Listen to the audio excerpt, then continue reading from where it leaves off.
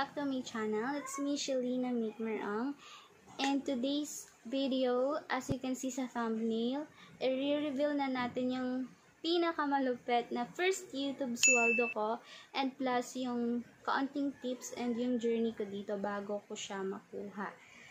So, actually, kahapon, nakuha ko na yung first YouTube sweldo ko. And alam niyo yun guys, sobrang happy ko and mixed emotion siya kasi nga hindi talaga ako makapaniwala na may sweldo talaga sa YouTube. As in talagang masasabi mo talagang totoo vlogger ka na talaga, certified partner mo na siya. Kung makukuha mo na, mahahawakan mo na yung pera mo, yung na-earn mo dun sa YouTube mo. Nga guys, i-reveal natin yung ating first YouTube sweldo, yung sweldo ko, and plus yung tips. So, kung gusto mong maging isang vlogger din or YouTuber, just keep on watching. So, bago tayo mag-start, let's talk about YouTube.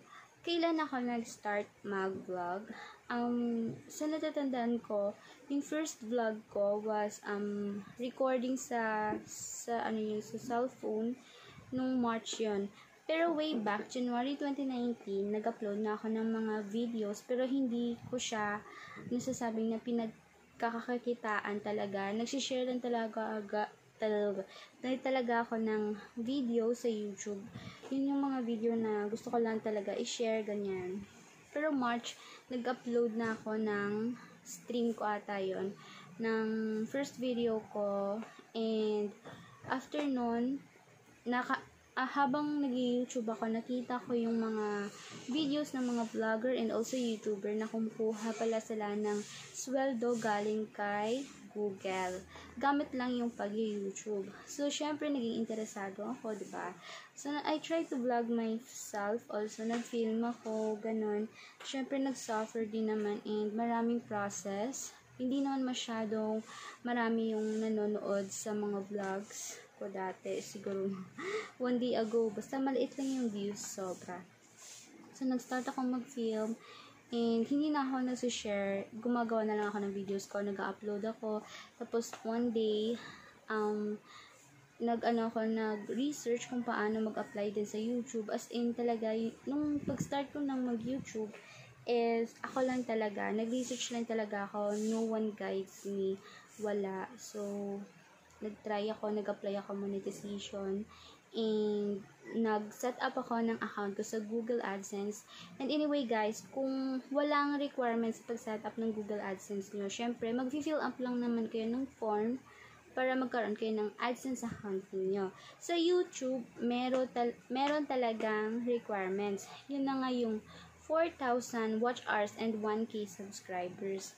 Yun requirements ni YouTube para naman makapag-partner kayo at malagyan ng advertising yung yung video nyo mismo. So, ganun na nga. And after nun, if mamomonetize kayo, hindi yun automatic mare-review. Kailangan nyo talaga mag-apply sa YouTube. Nasa YouTube account niyo yon. Pero mismo dun kayo sa browser mag sign in ng YouTube account niyo para dun yung makita kung nag-apply na ba kayo or hindi pa. So automatic pag nag-apply kayo, automatic na yun ma-review and depende sa kanila kung tanggap yung channel mo. Sa case ko kasi 2 beses akong ma-reject. Basta nasa kasi yung cost is dahil yun sa repetitious content. Bawal kasi yung sunod-sunod na magkakapareho yung content. So, ganun na nga. So, about my Google AdSense, syempre, yun talaga yung pinaka-struggle. Sobrang ang tagal siya dumating, guys. Akala ko pa naman, katulad ako sa mga ibang vlogger na 20 days lang, ang mahahatid na talaga ng kartero sa bahay nyo, pero sa akin hindi. So, the month na na-monetize ako was July 2019, and nag-request ako ng Google AdSense pin ko nung August 12. First request ko yon sa AdSense.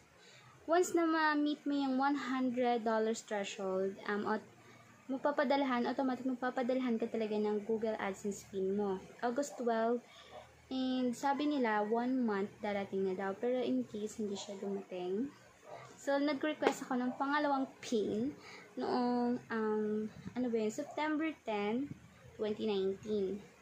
And sobrang sad kasi hindi talaga siya dumating, guys.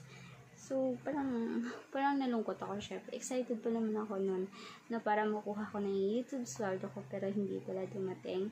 So sa isip ko, syempre nanood din naman ako ng mga YouTube sweldo, palagi ako nanonood ng ganun. And may form daw na lalabas after mo mag-request ng third pin. So, di ba sa second request ko, hindi siya dumating. So, nag-request ako ng third pin ko noong October 1, lunchtime yan. Nag-request ako, and hanggang naghintay ako ng 20 days. After 20 days kasi, guys, lumalabas yung form na magre-request ka naman ulit ng pin. Every 20 days yun. Pero sabi dun sa nakasulat is after 1 month. Pero hindi, guys, 20 days lang talaga. Try nyo magbilang. After 20 days, lalabas talaga siya na magre-request ka ng new pin. Kaya hindi nung October 22, dapat lalabas na yung form kasi nga 3 weeks na ako nag-aantay sa last pin ko, pero hindi siya dumating. Pero baka siguro may mali sa AdSense. Hindi ko lang alam. Basta hindi form yung lumabas, kundi troubleshooter again. Troubleshooter siya, and new request pin na naman yung lumabas. So, syempre, super blessed ako kasi that time, grabe, October 22. 12 yon. Syempre, nag-expect ako na lalabas yung form na para kung saan ako mag-a-attach ng ID para na ma-verify na agad yung address ko. Hindi siya lumabas, pero 12 din nun, exactly 12, dumating yung AdSense ko. Grabe, guys. Sobrang saya ko. Ito na siya, guys. Ayan. So, nakikita nyo siya, October 4 siya. Pinadala dito guro sa Philippines yung AdSense na to, pero October 21 siya na-receive ng post office namin dito sa Iloilo. Taga Iloilo kasi ako, guys. Kaya, ayan, October 21. So, pagka October 22, na-deliver agad ni Mamang Cartero, and shout out nga pala kay Mr. Rolin. Thank you pala. Kasi, syempre nagme-message kami, nagchat kami. Siya kasi yung kartero na na-assign dito sa amin. Kung ako sa inyo, kung matagal yung hinihintay yung AdSense pin nyo, try nyo mag-reach out sa kartero mismo na nagdi-deliver ng mail. Try nyo doon i-ask sa post office niyo. Kasi ako, meron kaming connection. Nagme-message din siya sa akin, and also nagchat din siya kung merong Google AdSense na dumadating sa post office. Kaya yun na nga, guys, sobrang saya ko. Ito siya. Ayan, nakapangalan talaga siya sa akin. Shalina Micmer Ong. Ayan, galing to sa Vietnam. So, syempre sobrang happy ako. And kung tinatanong kung ano yung dapat, kung ano ba yung nito, importansya. Ito kasi, may pin kasi siya. Ayan, pin. Natapos ko rin naman mag-encode to. So, okay na rin siyang i-reveal. Okay. Yan yung pin. Yan kasi yung pin mo sa Google mo para makapag-start ka na magsahod. So, syempre, and super thank you kay Google AdSense, and syempre dun sa Mamang Cartera, diba, na pinadala niya. After ko mag-enter ng pin ko, syempre, sinubmit ko siya. It was October 22 nga. October 22 ko siya sinubmit. After 2 hours, guys, grabe. Meron na akong control number ng Western Union. Western Union kasi yung pinili ko. Kasi nga, yun daw yung pinakamabilis. Quick cash siya kasi. So, yun yung pinakamabilis for me na siguro na method na piliin mo para mag-set ka ng payment, 'di ba? And siguro, baka yun din yung may mababang tax. Ganon. Sa Western Union, andyan na yung MTCN ko. Grabe, nag-email na si Google AdSense na hinulong niya na yung first YouTube sweldo ko. Grabe. Sobrang saya ko, guys. Pero, syempre, kinakabahan din naman ako. Kasi nga, yung nakalagay kasi sa pay recipient ko is Shelina Mikmarong. Yun yung name ko. Hindi ko nilagay yung, yung middle name. And, syempre, bago ako pinadalhan ng sweldo, may tinanong akong vlogger na kung tama ba na name ko lang talaga yung nilagay ko sa pay recipient ko. Sabi niya, ilalagay ko daw yung middle name ko. Syempre, hindi ko siya nilagay. Grabe. In-update ko muna siya. Hindi nyo, yung middle name nyo sa magpi-payout yan, huwag nyo ilagay sa, sa before, sa surname nyo or apelyido, no. Dapat, i-continue mo siya sa name mo. Yun, yung middle name mo. Kasi walang nakalagay na middle name dun eh. So, kunwari, mark yung name mo. So, ilagay mo, mo lang siya, space, tapos mo na lang, yung middle name mo, ilagay mo na lang siya after nung mark. Yun. So, thank God, kasi akala ko hindi na-update, kasi pag-update ko ng pay name ko, biglang si Google AdSense, nag-email na napadala niya na. Sabi daw kasi, merong Western Union na hindi sila nag-a-accept kapag may kulang. Face ka na.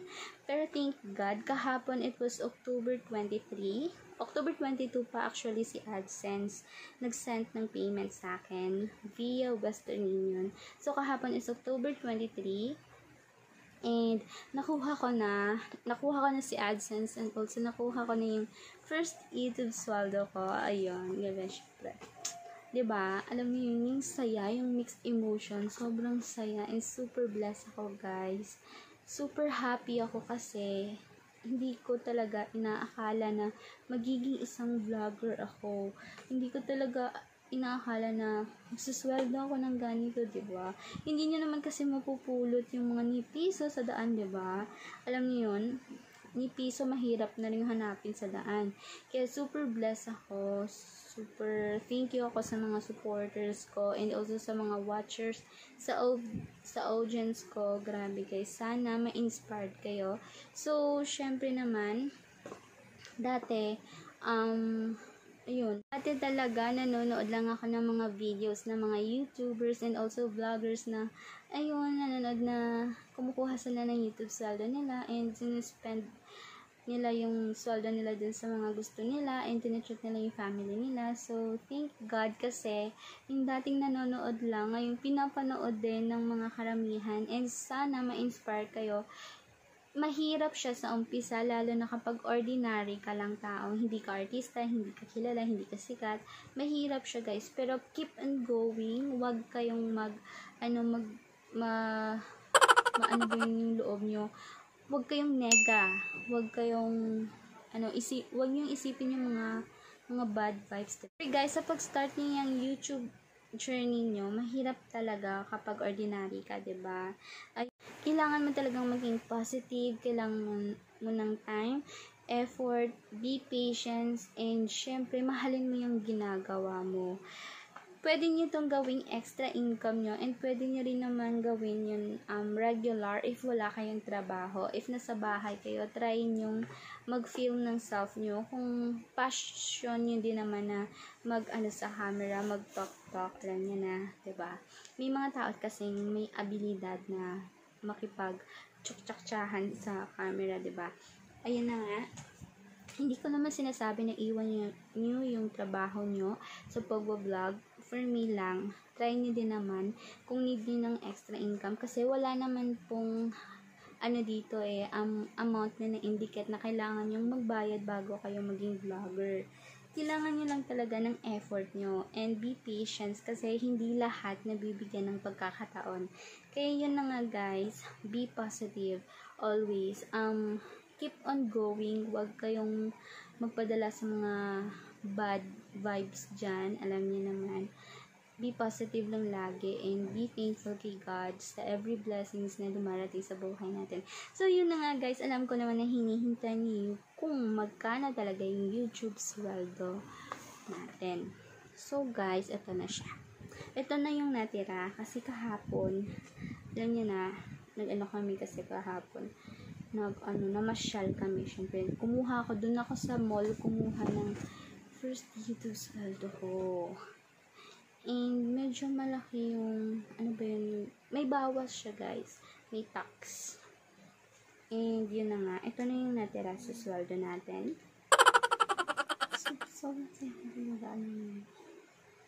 Parang super proud ako. One of my achievements. Ito na siya. Ito na lang yung natira. Bilang. So, ito na lang yung natira. Hindi sa pagmamayabang. Pero, super totoo. And super nakaka-inspire mag-vlog, guys. Promise.